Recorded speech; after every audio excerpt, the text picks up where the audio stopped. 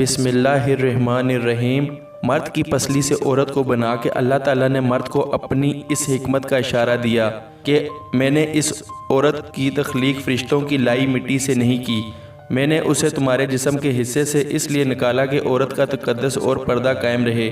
فرشتوں کو بھی خبر نہ ہونے پائی کہ زمین کی لائی ہوئی کس مٹی سے عورت کی تخلیق ہوئی، یعنی عورت کے تقدس کی حد تو دیکھیے کہ فرشتوں سے بھی اس کی بناوٹ کا پردہ لازمی قرار دے دیا گیا، اور پہلی عورت اس مرد کی پسلی سے نکلی جس کی وہ منکوحہ کہلائی۔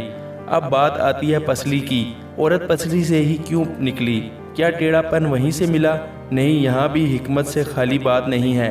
انسانی جسم میں دل اور بہت سے نازک حصے پسلی کے پیچھے چھپے ہوئے ہیں، یعنی پسلی ایک ڈھال ہے ان نازک حصوں کے لیے۔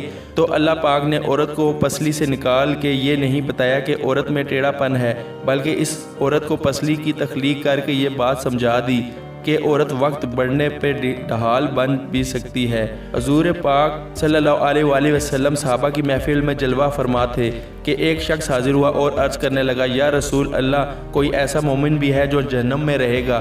حضور پاک فرمانے لگے، ہاں، ایک شخص ایسا ہوگا جو جہنم کی گہرائی میں 1000 سال رہے گا اور مسلسل اونچی آواز میں پکارتا رہے گا، یا حنان یا منان۔ ایک دن اس قدر اونچی بلند آواز سے ہی یا حنان یا منان کہے گا کہ حضرت جبرائیل علیہ السلام جہنم کے قریب سے گزرتے ہوئے اسے سن لیں گے۔ حضرت جبرائیل علیہ السلام حیران ہوں گے کہ یہ کیسی عجیب بات ہے کہ کوئی مسلسل یا حنان یا منان پکار رہا ہے۔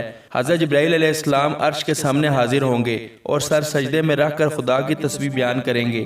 اللہ فرمائے گا، اے جبرائیل علیہ السلام سر اٹھاؤ۔ جیسے ہی حضرت جبرائیل علیہ السلام سر اٹھائیں گے تو اللہ فرمائے گا کہ بتاؤ جبرائیل علیہ السلام کیا عجیب دیکھا؟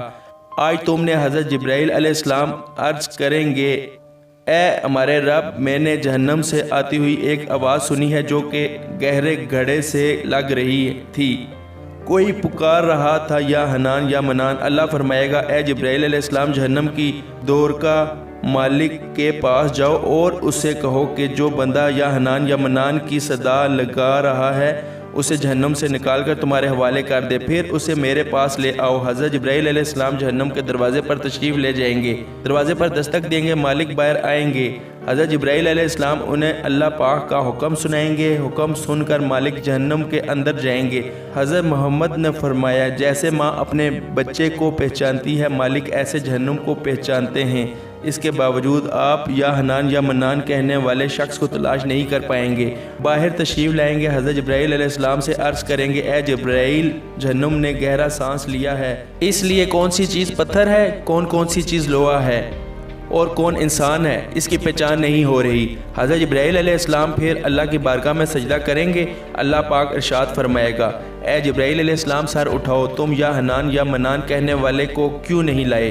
حضرت جبرائیل علیہ السلام عرض کریں گے، مولا دور رکا جہنم میں مالک نے بھی معذرت کر لی ہے، کہتے ہیں جہنم نے گہری سانس لی ہے، اس وجہ سے پتھر، لوہے اور انسان کے درمیان کوئی فرق نہیں بچا ہے، تو یہ سب جل کر کوئلہ بن چکے ہیں، کسی چیز کی پہچان نہیں ہو پا رہی۔ اللہ فرمائے گا، جبرائیل مالک سے کہو میرا بندہ جہنم کے فلاں گھڑے میں فلاں کونے میں اس حالت میں پڑا ہوا ہے۔ حضرت جبرائیل علیہ السلام جہنم کے دروازے پر جائیں گے اور حضرت مالک کو یا حنان یا منان پکارنے والے کا پتہ بتائیں گے۔ حضرت مالک جہنم کے اندر جائیں گے اور دیکھیں گے ایک شخص ہے، اس کے پاؤں اس کی پیشانی کے ساتھ اور اس کے ہاتھ گردن کے ساتھ بندھے ہوئے ہیں اور جہنم کے سانپ بچھو اس کے ساتھ لیٹے ہوئے ہیں۔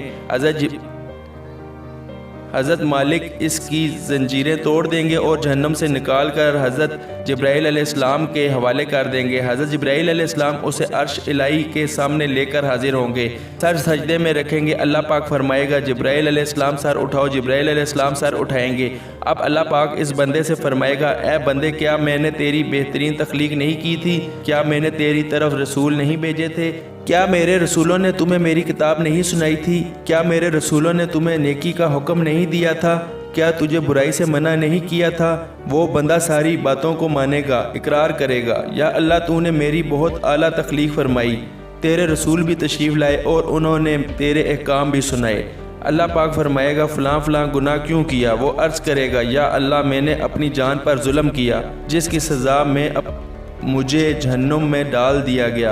اے اللہ اس کے باوجود میری امید نہیں ٹوٹی، مجھے تیری رحمت سے امید تھی، میں یا حنان یا منان پکارتا رہا۔ مولا تو نے مجھے اپنے فضل سے جہنم سے نکالا ہے، یا اللہ مجھ پر رحم فرما۔ اللہ پاک فرمائے گا اے فرشتوں گواہ ہو جاؤ، میں نے اس پر رحم کیا اور اسے معاف کر دیا۔ ناظرین آئیے اپنا اپنا محاسبہ کرتے ہیں، کیا ہم میں کوئی ایسا ہے جو کہہ سکے میں اپنے ایمان کا حساب کر سکتا ہوں؟ اپنی اپنی گریبانوں میں نظر ڈالیے، کوئی ایسی خوبی جس پر ہمیں یقین ہو کہ ہمیں دوزخ میں نہیں ڈالا جائے گا؟ ہزاروں سال کی عبادتیں بھی رد ہوتی دیکھی گئی ہیں، تو بس اللہ سے دعا کرتے ہیں کہ اے اللہ ہم جانتے ہیں کہ اگر ہمارے ایمان کا سخت حساب لیا گیا تو یقیناً ہم نہیں بچ پائیں گے، ہم بے حد گنہگار ہیں، لیکن اے اللہ پاک ہم تیری رحمت کا سوال کرتے ہیں، ہم سے حساب اپنی عدل و انصاف پر لینا، بلکہ ہم پر اپنی رحمت اور عطا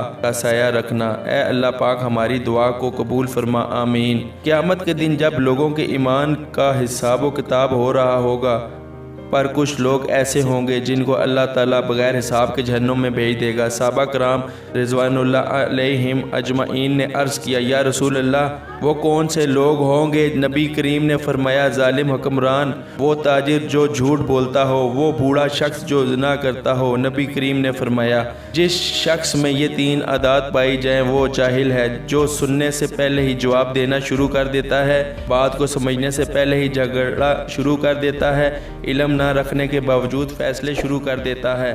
اللہ پاک ہم سب کو نیک عمل کرنے کی توفیق عطا فرمائے، آمین۔